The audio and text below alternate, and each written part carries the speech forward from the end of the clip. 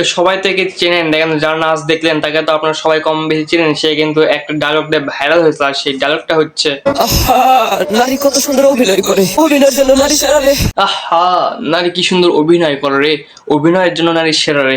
এই ডায়লগ দিয়ে কিন্তু ভাইরাল হয়েছিল, এবং ভাইরাল হওয়ার পরে সে এখন প্রচুর পরিমাণে ভিউজ আসতেছে, ইনকাম হচ্ছে, ইত্যাদি আরো অনেক কিছু হচ্ছে। এখন কিন্তু বর্তমানে সে ট্রেন্ডিং কাঁপাচ্ছে। কিভাবে ট্রেন্ডিং কাঁপাচ্ছে? সারাটা দিন বসে ভাবি নারী লোকের কথা, অভিনয়ে সেরা নারী আমার মাথা ব্যথা। সে এখন কিন্তু সিঙ্গার, ডান্সার ইত্যাদি সবকিছু এখন সে একাই, মানে একাই 100 বলা যায় যাকে। আপনি কি কখনো ভাবতে পারছেন এরকম একটা ছেলে ভাইরাল হবে, আবার একটা মানুষের ডায়লগ চুরি করে নিয়ে আবার সে সিঙ্গার হবে, আবার সে ডান্সার হবে?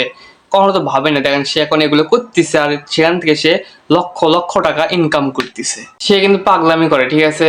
মানে ফেসবুকে, টিকটকে, ইউটিউবে যেখানে যান আপনি পাগলামো না করা পর্যন্ত আপনার ভাইরাল হবে না, এবং পাগলামো করার পরে কিন্তু আপনি ভাইরাল হবেন, ভিউজ আসবে, ইত্যাদি আরো অনেক কিছু হবে। সো পাগলাম করতে হবে। আমি দিলু ভাই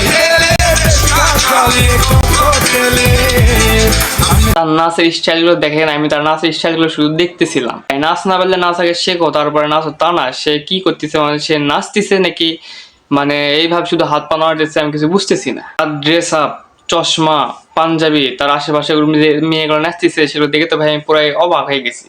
এবং যে গানের তালে তালে সে নাচতেছে, সেই গান কি শুনবো আমি? মানে মানে এইভাবে একটা গান বলছে, আমি সেই মানে গানই বুঝতে পারতেছি না যে এটা কি গান নাকি অন্য কিছু হচ্ছে এটা। যাই হোক, অবশেষে কিন্তু ভাইরাল দিলে ভাইয়ের নাচ গান সবই রিলিজ হয়ে গেছে। আপনি দেখেন কিরকম লাগে আর কি। আমি একটু দেখছি, বেশি আমি দেখতে পারি না, কারণ আমার কাছে ভালো লাগে না তেমন একটা, আমি গানই বুঝতে পারি না।